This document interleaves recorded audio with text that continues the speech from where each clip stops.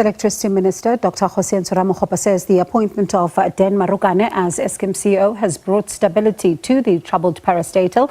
Ramokgopa says while things have improved, some challenges remain, and he's also discussed the VGBE-led consortium report, which assessed 14 coal stations between March and May last year, and we did touch on this report on the show. In fact, the Minister joining us live now to talk about some of these issues. Minister, thank you so much for your time this afternoon. Let's just start with, you talk about greater levels of stability at Eskom since the appointment of the permanent CEO. What is that one area for you where you've noticed such?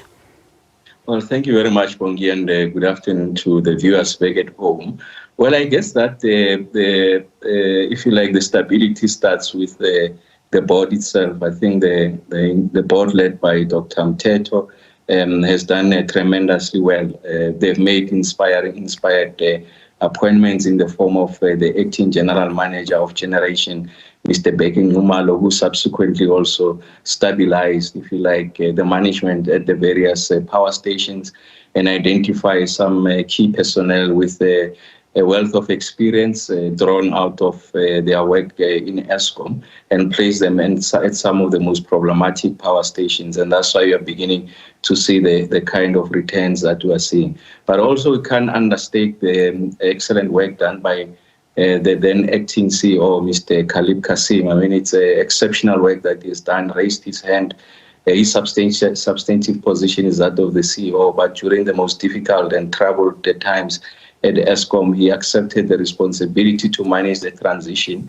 And that's why you are seeing that Mr. Marokane has got a soft landing from a management stability point of view, the leadership point of view, spearheaded by the board. Of course, he'll bring his own color, and if you like, at how he manages the team. But I think the work that has been done over this period of time is just a confirmation of the collective efforts from both government, the board, and the management, and other stakeholders in the form of organized workers and also business. They've contributed immensely to seeing the kind of progress that we are seeing. Of course, we are not out of the woods yet, but the point I'm making is that we are turning the corner, and I'm very confident that we are going to see a significant abatement of the intensity of load shedding. We are going to get to periods of stability whilst we are still working on new generation capacity to ensure energy sovereignty in the country. So you talk about, the leadership at Eskom currently, but, there's also been that VGBE-led consortium report,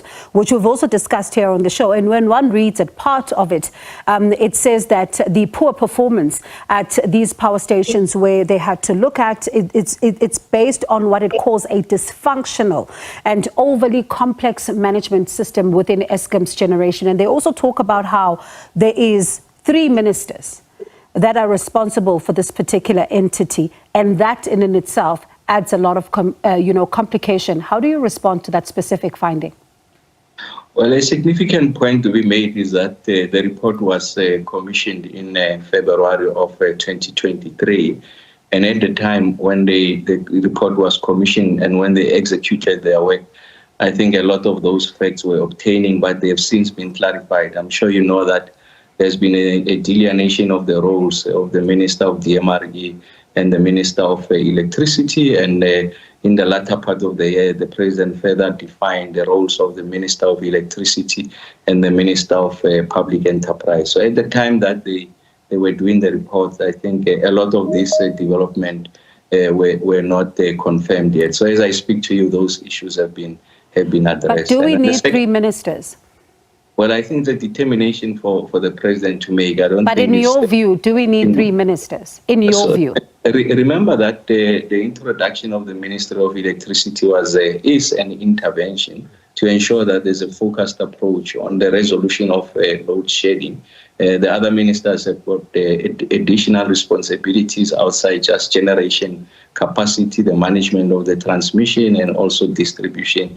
So in the president's considered opinion was that you needed someone who would live, breathe, and sleep the resolution of the energy crisis in the country as codified in the Energy Action Plan. And that's the work that we've been doing. And the president has been very explicit to say that is an intervention. And I'm sure that in the 7th administration, there will be a reconsideration of the configuration of government in general, and of course, including the Ministry of Electricity. But this, remember, Bongi, is an intervention to resolve the crisis. And how much of this particular report is going to be integrated into some of the efforts going forward? Because some of it, when one goes through it, is in part what has already been afoot in terms of the processes that are in place. But also, you look about the fact that they're calling for full responsibility and, when it comes to budgets and accountability, to be taken back to power station managers and all of that. So how much of this are you looking to incorporate in the work going forward?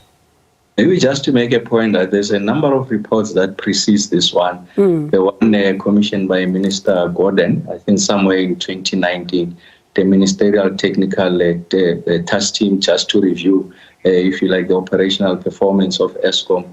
There was one that was done by the World Bank, I think in 2022.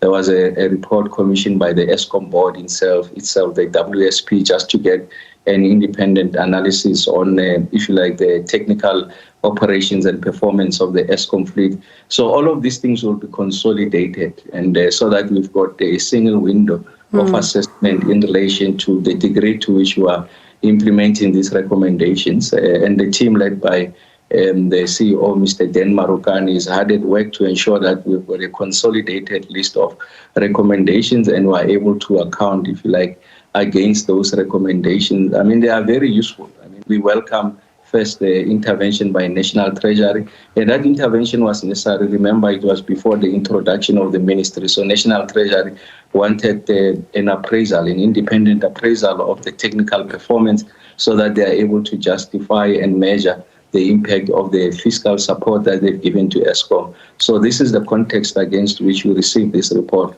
But like you make the point, the number of recommendations that sits in that report are already receiving attention. And I'm confident that as a result of this contribution by these reports and 3 other reports that were previously commissioned, you will find that the aggregation will be such that they have a meaningful impact on a reduction of both the intensity and regularity of load shedding, and ultimately leading to the liquidation of load shedding.